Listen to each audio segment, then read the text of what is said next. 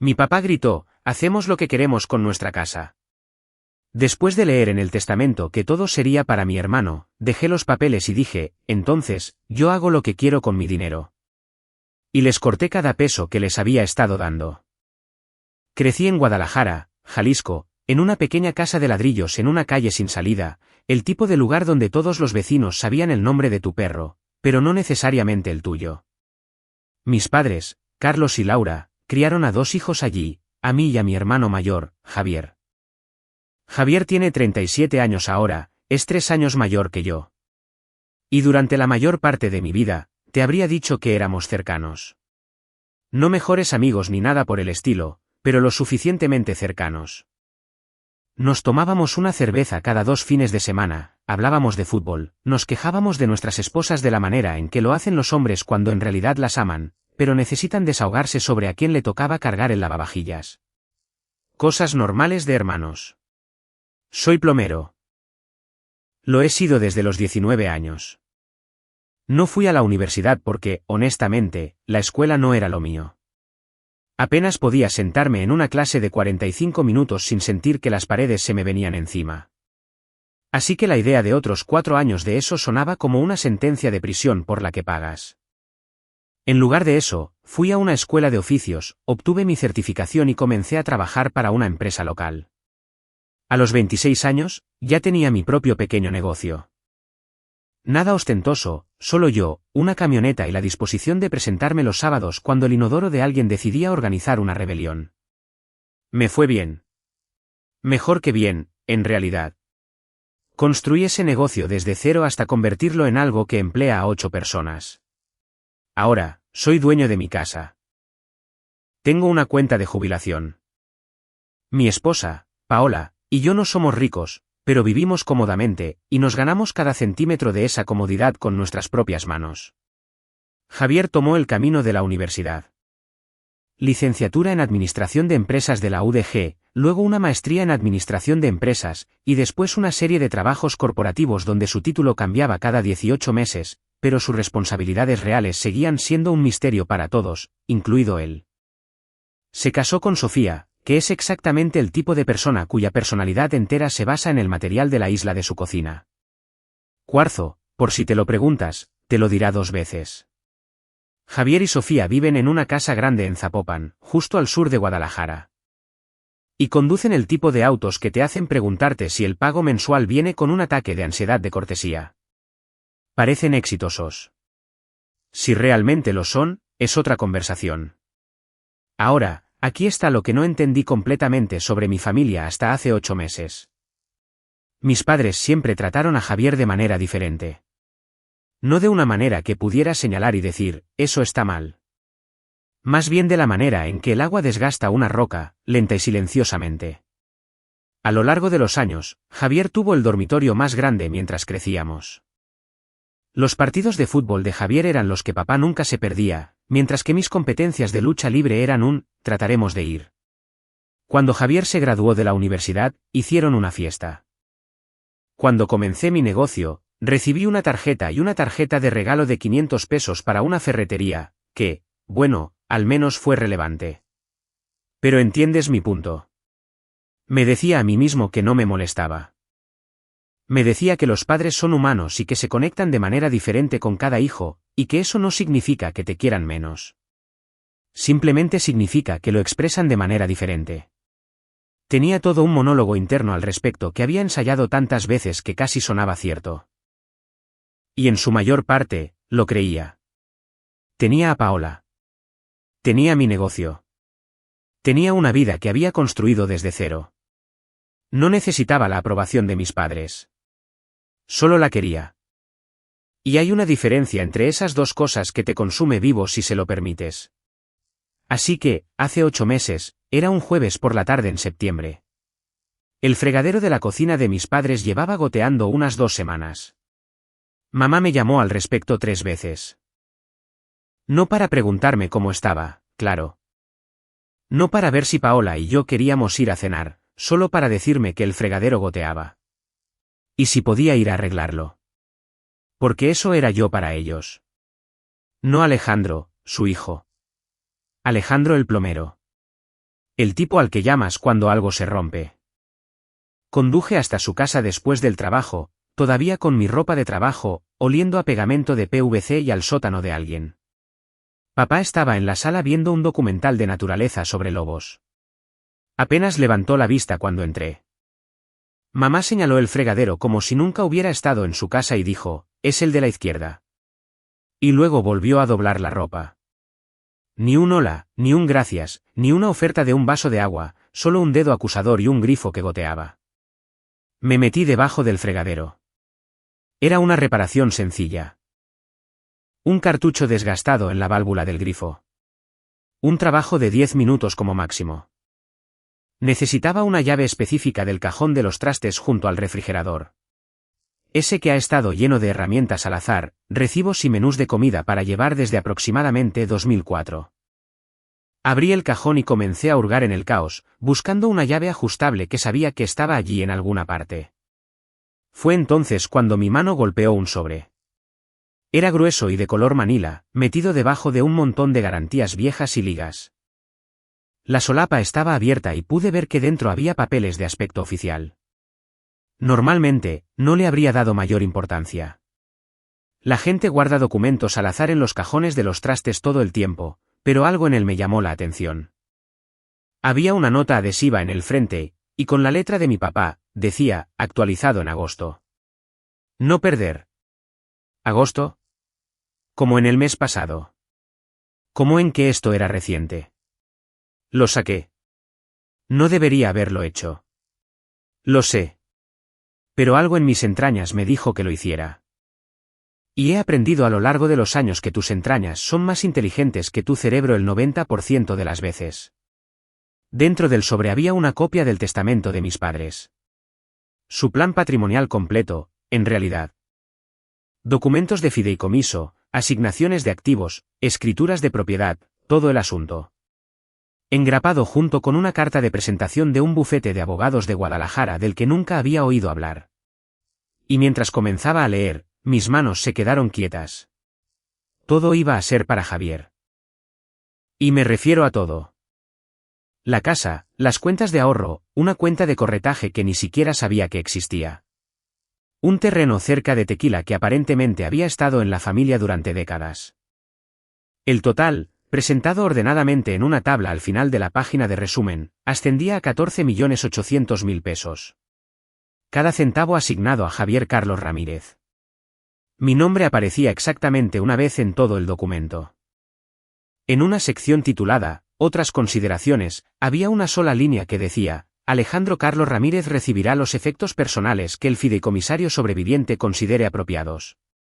Efectos personales según se considere apropiado. Iba a recibir lo que no tuvieran ganas de tirar. 14.800.000 pesos. Lo leí 2 veces porque pensé que tal vez lo había leído mal. Tal vez había una segunda página con mi nombre. Tal vez había un documento de fideicomiso separado para mí en alguna parte. Revisé cada página. No lo había. Todavía estaba arrodillado en el suelo de la cocina sosteniendo esos papeles cuando oí la voz de mi padre detrás de mí. No preocupado, no avergonzado, furioso. Suelta eso. Me di la vuelta. Estaba de pie en el umbral de la puerta y su cara se había puesto del color de un tomate maduro. Mamá estaba detrás de él, con un trapo de cocina retorcido en sus manos, los ojos abiertos como si la hubieran sorprendido. Alejandro, suelta eso ahora mismo. Me levanté lentamente. Mido 1,85 metros y mi papá mide alrededor de 1,75 metros. Así que cuando estoy de pie y él está de pie, hay una diferencia. Y creo que esa diferencia le molestó en ese momento más de lo habitual. Sostuve los papeles a mi lado, lo miré y dije la frase más tranquila que probablemente he dicho en mi vida. ¿Qué es esto? La mandíbula de papá se tensó. Eso no es asunto tuyo. Es un documento privado. Tiene mi nombre. Una vez. En una sección sobre trastos viejos. Diría que eso lo convierte en asunto mío. Mamá dio un paso adelante. Tenía esa expresión en su rostro, la que pone cuando está a punto de reescribir la realidad en tiempo real. Alejandro, cariño, Estás sacando esto de contexto. Hay muchos matices en la planificación patrimonial y tú no lo entenderías. 14.800.000 pesos, dije. ¿Qué parte de eso estoy sacando de contexto? La cocina se quedó muy silenciosa. El grifo que había estado tratando de arreglar seguía goteando. Una gota cada 3 segundos, tan fuerte como un martillo de juez en ese silencio. Papá se cruzó de brazos. Tu hermano tiene una familia que mantener. Tiene responsabilidades. Una hipoteca, hijos que vendrán eventualmente. Necesita la seguridad. Yo tengo una familia, dije. Tengo una esposa. Tengo una hipoteca. Tengo un negocio con 8 empleados que dependen de mí. Eso es diferente, dijo mamá en voz baja. ¿Cómo? ¿Cómo es eso diferente? No respondió. Solo miró a papá como si esperara que él se encargara. De la forma en que siempre lo miraba cuando las cosas se ponían incómodas. Pásale la batuta. Deja que Carlos se ocupe del desorden. Papá se aclaró la garganta. Mira, hijo, te ha ido bien. Siempre has sido el independiente.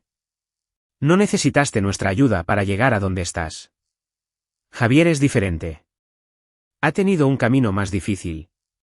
Casi me río. De hecho, sentí la risa creciendo en mi pecho y tuve que tragarla físicamente.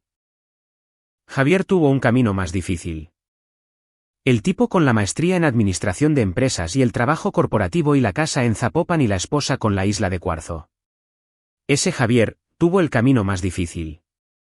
Javier conduce una camioneta de 1.400.000 pesos, dije. Ese no es el punto. Javier se fue de crucero al Mediterráneo la primavera pasada. Ustedes dos ayudaron a pagarlo. Lo sé porque mamá se lo dijo a Paola en Semana Santa y Paola no me lo dijo hasta una semana después porque no quería empezar una pelea. El rostro de mamá se puso pálido. No sabía que Paola lo sabía. Definitivamente no sabía que yo lo sabía. Javier recibió un enganche para su casa de ustedes, continué.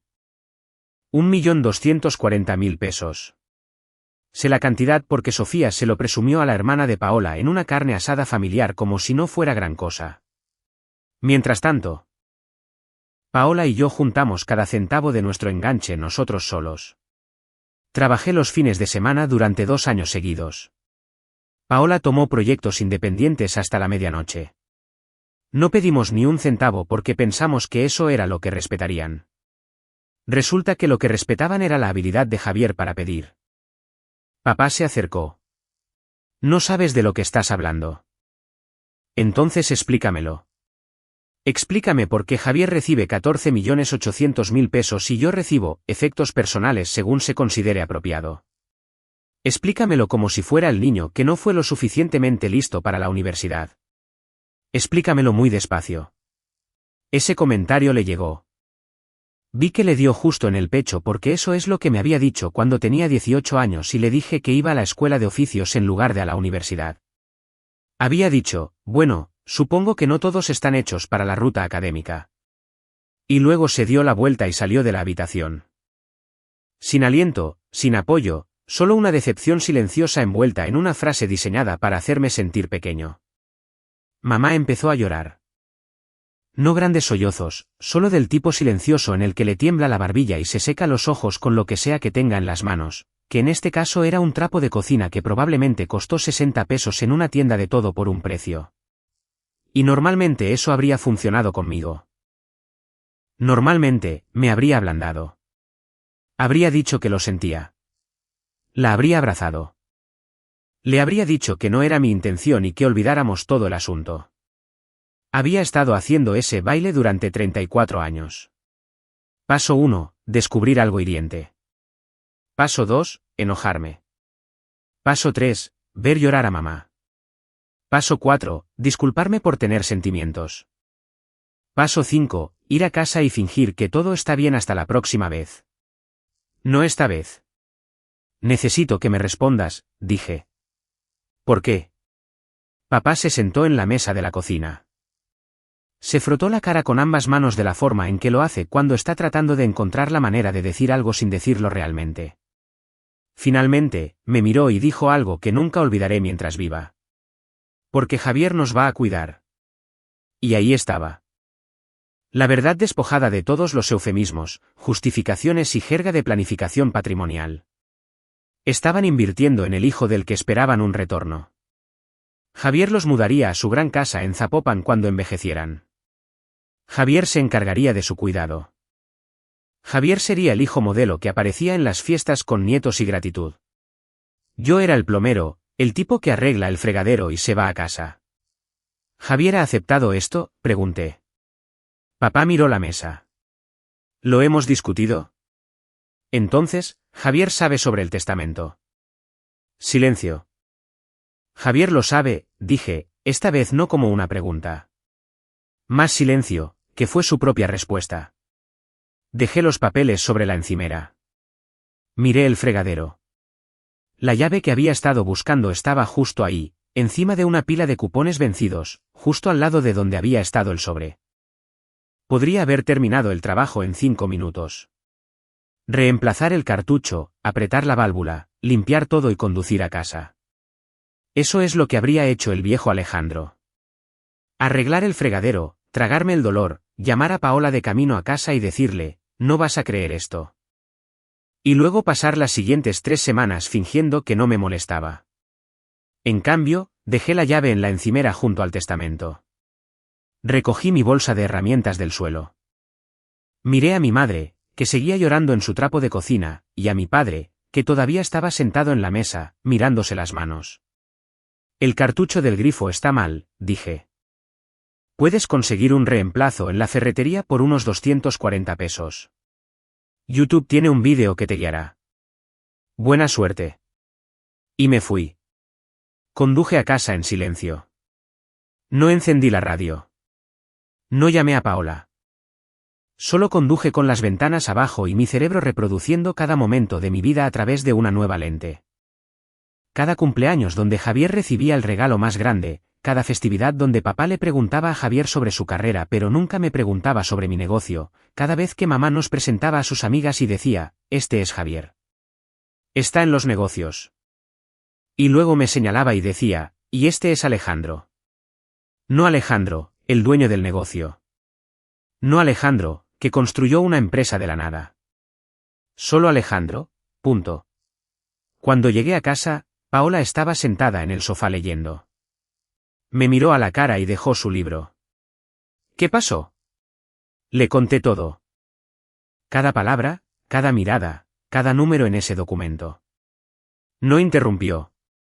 No jadeó ni lloró ni dijo, Dios mío, cada 3 frases como la gente en las películas. Solo escuchó. Y cuando terminé, se quedó callada durante unos 30 segundos. Luego dijo 4 palabras, hemos terminado con ellos. Y sé que suena dramático. Sé que hay gente leyendo esto que piensa que es una reacción exagerada, que es solo dinero, que la familia es más importante que la herencia. Y tal vez tengan razón, pero aquí está la cosa. No se trataba del dinero. No necesitaba sus 14.800.000 pesos. Tengo mi propio dinero. He estado construyendo mi propia seguridad desde que tenía 19 años. Se trataba de lo que el dinero representaba. Era un marcador, un documento que decía en blanco y negro, en lenguaje legal, notariado y archivado con un abogado. Que mis padres valoraban a uno de sus hijos en 14.800.000 pesos y al otro en cualquier caja polvorienta de trastos que no tuvieran ganas de llevar a la beneficencia. Eso fue hace 8 meses. No he hablado con mis padres desde entonces. No he hablado con Javier desde entonces. Y hasta hace unas 2 semanas, ninguno de ellos había intentado hablar conmigo tampoco. Las primeras semanas después de que salí de la cocina de mis padres fueron duras. No voy a endulzarlo. Me sumergí en el trabajo, que es lo que siempre hago cuando no quiero sentir algo. Y Paola me dejó hacerlo durante unos 10 días antes de sentarme y decir, no puedes escapar de esto con una llave de tubo. Necesitas lidiar con ello de verdad. Tenía razón. Casi siempre tiene razón. Lo cual es a la vez lo mejor y lo más molesto de estar casado con ella. Encontré un terapeuta, un tipo llamado Gerardo, de unos 50 y tantos años, es militar, el tipo de persona que no te deja divagar durante 45 minutos y luego decir, ¿y cómo te hace sentir eso? Te interrumpía a mitad de la frase y decía, esa es una historia que te estás contando a ti mismo. ¿Qué pasó en realidad? Me cayó bien de inmediato. No me trató como si estuviera roto. Me trató como un adulto competente que había estado operando bajo algunas suposiciones erróneas sobre su propia familia durante 3 décadas. Gerardo me ayudó a ver algo que no había podido ver por mi cuenta. El testamento no fue el principio. Fue el final. La culminación de toda una vida de pequeñas decisiones que mis padres habían tomado y que apuntaban en la misma dirección. Yo era el hijo de bajo mantenimiento. El que no necesitaba ayuda, no causaba problemas, no pedía nada. Y como nunca pedí, nunca ofrecieron.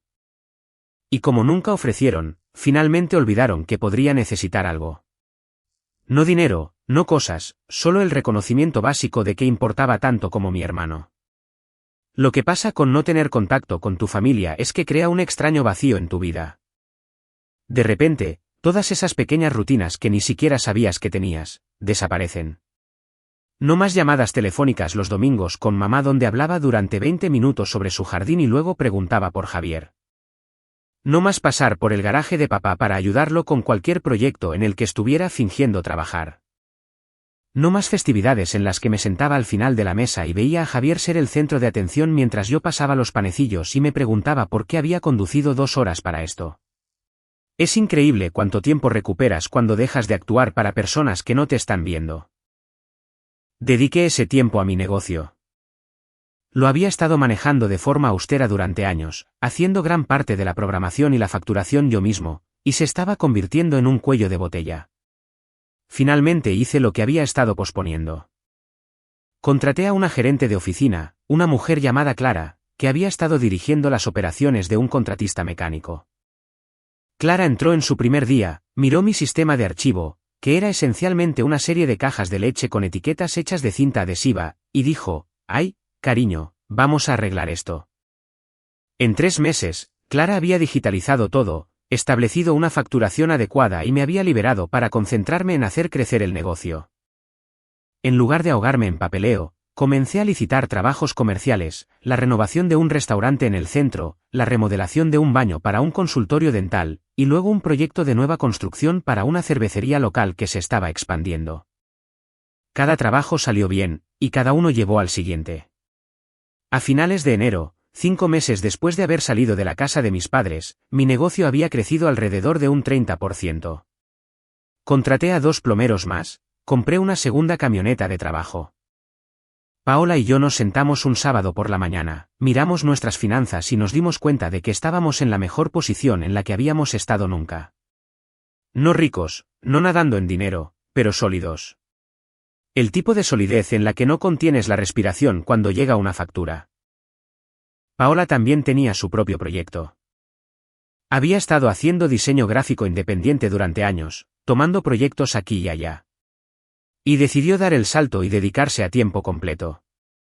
Montó una oficina en casa en nuestra habitación de invitados, creó un sitio web y, en un par de meses, tenía más trabajo del que podía manejar.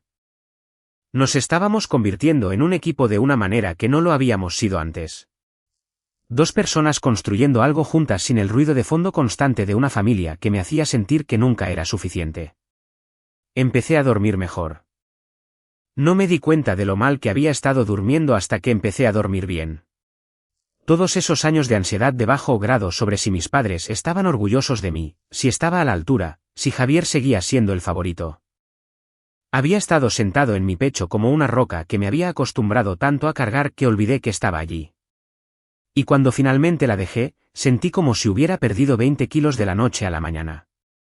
Gerardo y yo seguíamos reuniéndonos cada 2 semanas. Hablamos de límites, de cómo había pasado toda mi vida adulta demostrándome a personas que ya se habían formado una opinión sobre mí, de cómo mi necesidad de ser útil, de ser el tipo que aparece y arregla las cosas, no era solo una ética de trabajo. Era una estrategia de supervivencia. Si soy útil, me querrán. Si soy indispensable, no podrán ignorarme. Excepto que sí me ignoraron. Fui tan útil que me volví invisible. Una herramienta que tomaban cuando algo estaba roto y volvían a guardar en el cajón cuando el trabajo estaba hecho. No te cuento esto para que sientas lástima por mí. Te lo cuento porque es importante para lo que sucedió después. Hacia febrero, empecé a oír cosas por ahí.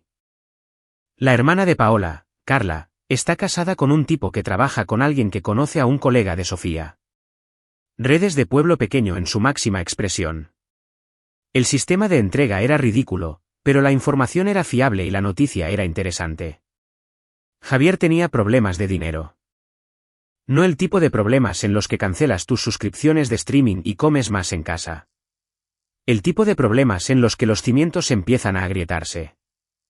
Aparentemente, la empresa de Javier había pasado por una ronda de despidos en noviembre, y su puesto, fuera cual fuera en realidad, había sido reestructurado, que es la jerga corporativa para, no te necesitamos, pero vamos a fingir que fue una decisión estratégica. Había encontrado otro trabajo, pero pagaba menos, y menos no rinde mucho cuando tu estilo de vida se basa en más. También oí que Sofía no estaba manejando bien la degradación financiera. Había estado publicando en las redes sociales sobre abrazar la simplicidad y encontrar la alegría en menos, que, en mi experiencia, es lo que la gente hace justo antes de agotar una tarjeta de crédito. Había discusiones, tensiones. La gran casa en Zapopan aparentemente se sentía mucho más pequeña cuando las facturas se acumulaban en la isla de Cuarzo. Y aquí es donde se pone realmente interesante. ¿Recuerdas cómo mis padres dijeron que Javier se iba a ocupar de ellos? Ese era el trato. 14.800.000 pesos a cambio de cuidados futuros, ser anfitrión en el futuro, gratitud futura. Bueno, la salud de papá había empezado a decaer. Nada que amenazara su vida, pero su rodilla se había puesto lo suficientemente mal como para necesitar cirugía. Y la artritis de mamá le dificultaba mantener la casa. Necesitaban ayuda. Ayuda real, física, de presentarse y hacer cosas. Y Javier, por lo que oí, no se estaba presentando. Estaba demasiado ocupado, demasiado estresado, demasiado lejos, demasiado algo. El hijo en el que habían invertido todo estaba dando aproximadamente el mismo rendimiento que un bono de ahorro en una recesión. Mentiría si dijera que no sentí una pequeña satisfacción por eso.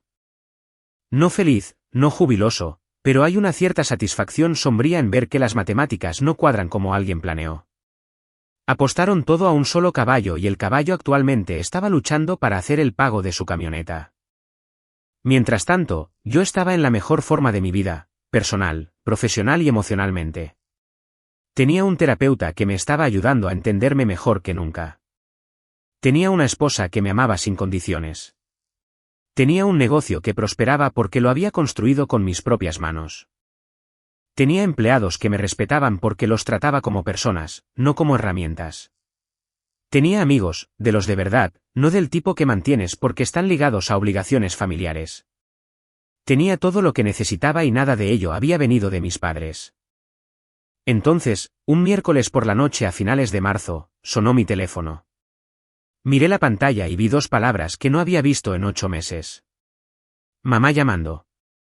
Lo dejé sonar, lo vi ir al buzón de voz. Luego puse el teléfono en la encimera de la cocina y lo miré como si fuera una granada con el seguro a medio quitar. Paola entró, vio mi cara, vio el teléfono y dijo, ¿quién, mamá? Se apoyó en el marco de la puerta y se cruzó de brazos. ¿Lo vas a escuchar? No sé. Sí, lo sabes. Tenía razón. Siempre lo iba a escuchar. No porque los extrañara, aunque honestamente una pequeña parte de mí lo hacía, sino porque necesitaba saber que los había hecho finalmente levantar el teléfono después de 8 meses de silencio, 8 meses sin llamar, 8 meses sin enviar mensajes de texto. 8 meses sin conducir 20 minutos al otro lado de la ciudad para tocar la puerta de su hijo y decir, oye, tenemos que hablar de ese testamento. Puse el buzón de voz en altavoz. La voz de mamá era más temblorosa de lo que recordaba. Sonaba más vieja de alguna manera, como si 8 meses la hubieran envejecido 5 años. Alejandro, cariño, soy mamá. Sé que ha pasado un tiempo y sé que se dijeron cosas que probablemente no deberían haberse dicho y sé que estás molesto y yo solo necesito mucho hablar contigo. La cirugía de rodilla de tu padre se acerca y realmente nos vendría bien un poco de ayuda en la casa y... Bueno, hay algunas otras cosas que probablemente deberíamos discutir. Por favor, llámame. ¿Te quiero? Lo reproduje 2 veces. No porque me hubiera perdido algo, sino porque quería asegurarme de haber oído lo que creía haber oído. Y así fue. No había ninguna disculpa en ese mensaje. Ningún reconocimiento de lo que habían hecho. Estuvimos equivocados. Solo, se dijeron cosas, y estás molesto, y necesitamos ayuda. El clásico libro de jugadas de Laura Ramírez. Reescribir el conflicto como un malentendido mutuo. Enmarcar mi ira justificada como si yo fuera emocional y luego deslizar la verdadera petición al final como si fuera una idea de último momento. Ah, y por cierto, necesitamos que alguien nos cuide. Qué conveniente que soy un tipo que arregla cosas. No devolví la llamada esa noche, ni al día siguiente, ni al día siguiente. Hablé con Gerardo al respecto en nuestra siguiente sesión. Me escuchó exponer toda la situación, el buzón de voz, la cirugía de rodilla, los problemas financieros de Javier, todo. Y luego me hizo una pregunta. ¿Qué es lo que realmente quieres de esto? Lo pensé durante mucho tiempo y la respuesta me sorprendió. No quería venganza. No quería castigarlos. Ni siquiera quería el dinero. Lo que quería era que lo dijeran. Que reconocieran en voz alta, en un lenguaje claro, que me habían tratado como si fuera menos. Que el testamento no era solo un documento patrimonial. Era un veredicto. Y que estaban equivocados. De acuerdo, dijo Gerardo. Entonces, ¿cuál es tu plan? Todavía no tengo uno. Sí, lo tienes. Toda la gente en mi vida aparentemente me conoce mejor que yo mismo. Durante la semana siguiente, hice algo que probablemente debería haber hecho hace 8 meses. Llamé a un abogado. No porque fuera a demandar a nadie, sino porque quería entender exactamente dónde estaba parado. Mi amigo Daniel del bachillerato había ido a la Facultad de Derecho y ahora era abogado especialista en sucesiones en Guadalajara. Le llamé, le conté los detalles generales y le pregunté si podía invitarlo a comer. Nos reunimos en una birrería cerca de la avenida Chapultepec. Le expuse lo que había visto en el testamento, y Daniel escuchó mientras comía una cantidad verdaderamente impresionante de birria. Legalmente, dijo, tus padres pueden dejar su patrimonio a quien quieran. No hay obligación de dividirlo en partes iguales. No tienes un reclamo. Lo sé, no estoy aquí por eso. Pero aquí está lo interesante, dijo. El enganche que le dieron a Javier, el crucero que ayudaron a pagar, esos regalos establecen un patrón. ¿Y si tus padres estructuraron todo el patrimonio en torno a que Javier fuera su cuidador y Javier no lo está haciendo? Entonces tus padres tienen un problema. Javier tiene un problema. Y nada de eso es tu problema. Le agradecí a Daniel, pagué la comida y conduje a casa con la cabeza dando vueltas. Las llamadas de mamá seguían llegando, una cada pocos días. Cada buzón de voz un poco más urgente que el anterior. La cirugía de papá era en 2 semanas. La casa necesitaba impermeabilización. Las canaletas estaban llenas. El grifo del baño también goteaba ahora. Era como si toda la casa de mis padres hubiera decidido desmoronarse en el momento en que dejé de ser su servicio de mantenimiento gratuito. Luego llamó Javier. Primera vez en 8 meses. No respondí, pero su buzón de voz fue una obra maestra de agresión pasiva. Oye, hermano, soy Javier. Escucha, mamá y papá están realmente en apuros, y creo que es bastante egoísta que los hayas estado ignorando por un papeleo que ni siquiera se suponía que vieras. Son viejos. Alejandro. Necesitan a su familia. Devuélveles la llamada. Y llámame a mí también. Deberíamos hablar. ¿Egoísta? Me llamó egoísta. El tipo que lo iba a recibir todo llamó egoísta al tipo que no iba a recibir nada por estar molesto por ello. Es como un ladrón de bancos llamando grosero al guardia de seguridad por intentar detenerlo. Le mostré a Paola el buzón de voz. Lo escuchó una vez, negó con la cabeza y dijo, ni siquiera se da cuenta de que acaba de demostrar tu punto. Tenía razón. Todo el mensaje de Javier era sobre lo que yo debería estar haciendo por ellos, no lo que me habían hecho a mí, no lo que decía el testamento, no lo que era justo, solo, tienes que presentarte y ser útil. Mismo guión, diferente actor. Decidí que le devolvería la llamada a mamá, pero lo haría en mis propios términos. No iba a presentarme en su casa y arreglar sus canaletas y hacer el papel del buen hijo y fingir que todo estaba bien. Iba a tener una conversación real, una sentada, mirándolos a los ojos, sin más rodeos. Y quería que Javier estuviera allí también. Porque esto no era solo entre mis padres y yo. Esto se trataba de todos nosotros, de todo el sistema familiar que había estado funcionando durante décadas conmigo en la parte inferior. Llamé a mamá un sábado por la mañana. Contestó al primer timbre, lo que me dijo que había estado esperando. Alejandro. Ay, cariño, qué bueno que llamaste. Tu padre y yo hemos estado muy preocupados. ¿Estás bien? Te extrañamos mucho. Estoy bien, mamá. Quiero hablar. Todos nosotros. Tú, papá, yo y Javier. ¿En la casa? Hubo una pausa. ¿Javier? ¿Por qué necesita estar Javier? Porque esto nos involucra a todos. ¿Puedes organizarlo para el próximo sábado? Otra pausa, esta vez más larga. Podía oír la voz de papá de fondo, amortiguada, preguntando quién estaba al teléfono. Hablaré con tu hermano, dijo finalmente. El sábado debería funcionar. La cirugía de tu padre no es hasta el lunes siguiente, así que estará aquí. Bien. Y mamá, no voy a arreglar nada. Voy a hablar. Silencio. Te veré el sábado, dije, y colgué. Pasé la semana siguiente preparándome, no ensayando un gran discurso dramático, solo aclarando en mi propia cabeza lo que necesitaba decir y lo que necesitaba escuchar. Gerardo ayudó. Paola ayudó. El consejo legal de Daniel permanecía en el fondo de mi mente como una red de seguridad que esperaba no necesitar. La noche anterior, Paola y yo nos sentamos en nuestro patio trasero. Ya era abril, lo suficientemente cálido como para estar afuera, y el cielo estaba haciendo esa cosa en la que pasa de naranja a púrpura en unos 10 minutos. Se acercó y tomó mi mano. Pase lo que pase mañana, dijo, vuelves a casa conmigo. Y eso es suficiente. Lo sé. Pero de verdad lo sabes. Apreté su mano. Sí, ahora lo sé. Sábado por la mañana. Me puse una camisa limpia, unos jeans decentes y mis botas buenas. No para impresionar a nadie, solo para sentirme como yo mismo. Sólido, compuesto. Paola me tomó la cara entre las manos antes de que me fuera y dijo, no te atrevas a disculparte por tener sentimientos. Subí a mi camioneta y conduje hasta la casa de mis padres.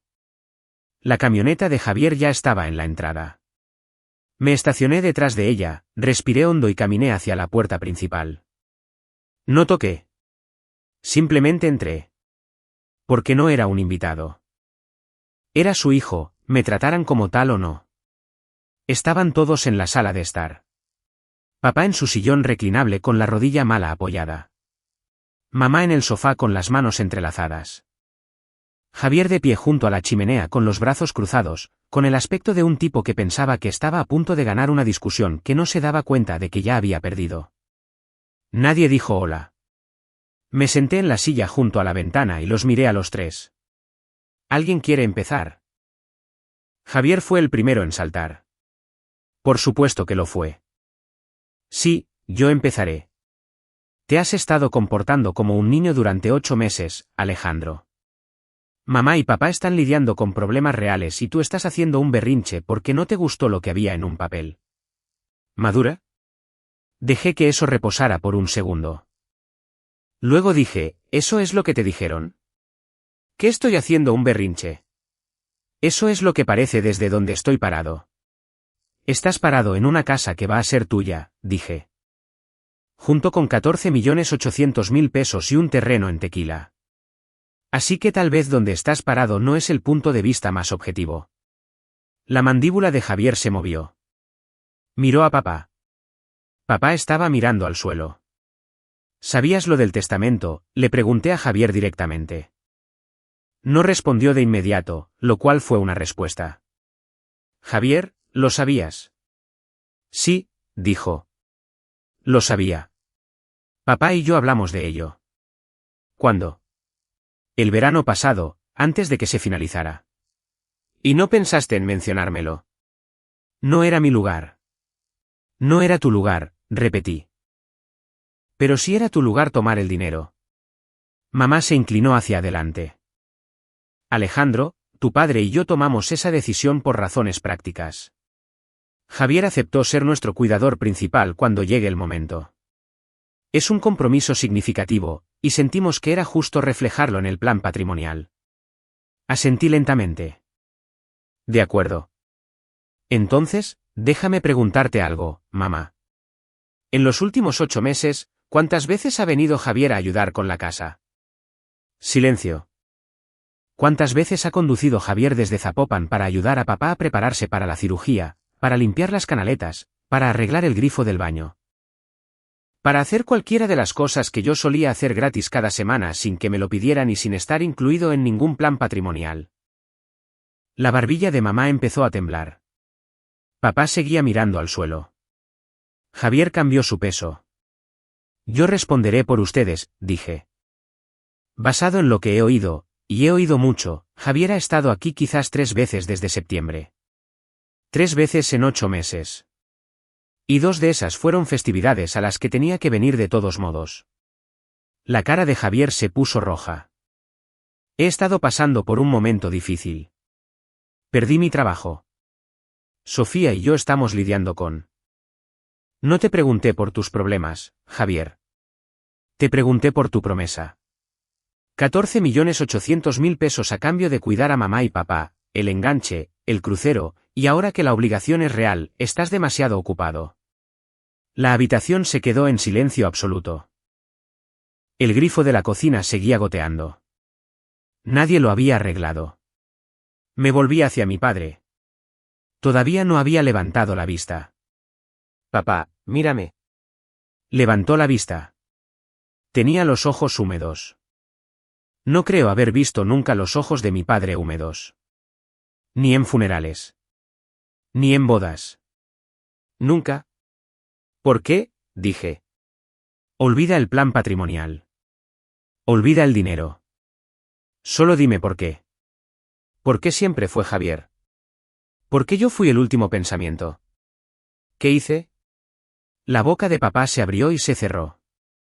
Parecía un hombre que había estado cargando algo durante 30 años y acababa de darse cuenta de que ya no podía sostenerlo.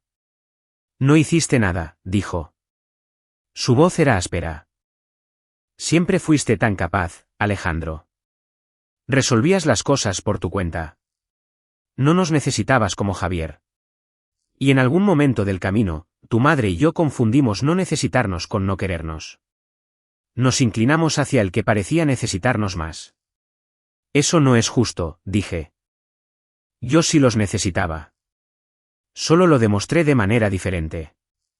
Lo demostré viniendo aquí cada semana, llamando a mamá todos los domingos, presentándome en cada festividad, aunque me sintiera invisible. Ese era yo necesitándolos, y ustedes no lo vieron. Mamá estaba llorando de verdad ahora, no el llanto actuado de hace 8 meses. Llanto real. Papá se secó los ojos. Lo veo ahora. Entonces necesito que lo digas en voz alta. Que lo que hicieron estuvo mal. Respiró hondo y temblorosamente. Lo que hicimos estuvo mal. El testamento estuvo mal. La forma en que te tratamos, todo estuvo mal. Y lo siento, Alejandro.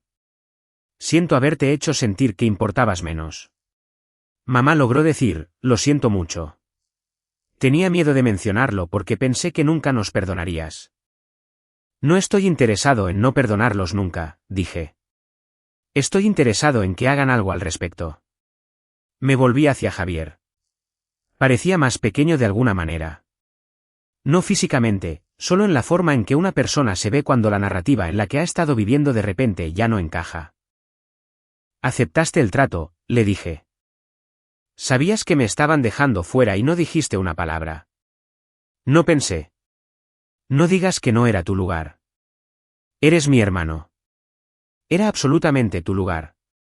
No dijo nada durante mucho tiempo. Luego sus ojos se enrojecieron y su voz se quebró. Tienes razón. Fue una porquería y debería haber dicho algo. Lo siento. Le creí. No porque las palabras fueran perfectas, sino porque parecía un tipo que acababa de darse cuenta de que el suelo sobre el que había estado parado estaba hecho de vidrio. Hablamos durante otras 2 horas, más honestamente de lo que mi familia había hablado nunca sobre nada. Papá aceptó revisar el testamento para incluirme en partes iguales, no porque exigiera dinero, sino porque dijo que era lo correcto. Mamá aceptó empezar a preguntar realmente sobre mi vida en lugar de solo sobre mis habilidades con una llave de tubo. Javier y yo acordamos empezar de nuevo. No arreglé el grifo ese día. Le dije a papá que volvería la semana siguiente y lo haría. Y lo hice. Pero esa vez, se sentó en la cocina conmigo mientras trabajaba. Me pasó herramientas. Me preguntó sobre mi negocio, cuáles eran mis planes, si era feliz. Mi padre me preguntó si era feliz. Tengo 34 años, y esa fue la primera vez. Han pasado unos 2 meses desde ese sábado. Las cosas no son perfectas. Nunca van a ser perfectas.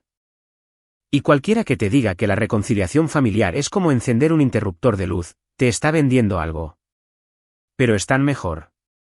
Papá tuvo su cirugía, y Paola y yo ayudamos durante la recuperación. También lo hizo Javier. Ambos estuvimos allí, haciendo turnos, llevando comida, haciendo las pequeñas cosas que se supone que las familias deben hacer, no por un contrato en un sobre, sino porque era lo correcto. Mi negocio acaba de conseguir su contrato más grande hasta la fecha. Un proyecto de plomería comercial para un nuevo complejo de apartamentos en el lado oeste de Guadalajara. El negocio de diseño de Paola está en auge. Estamos hablando de una casa más grande, tal vez hacia Mazamitla, donde hay más terreno y el aire huele a pino en lugar de autopista. El fin de semana pasado, papá vino a mi taller. Nunca había estado en mi taller.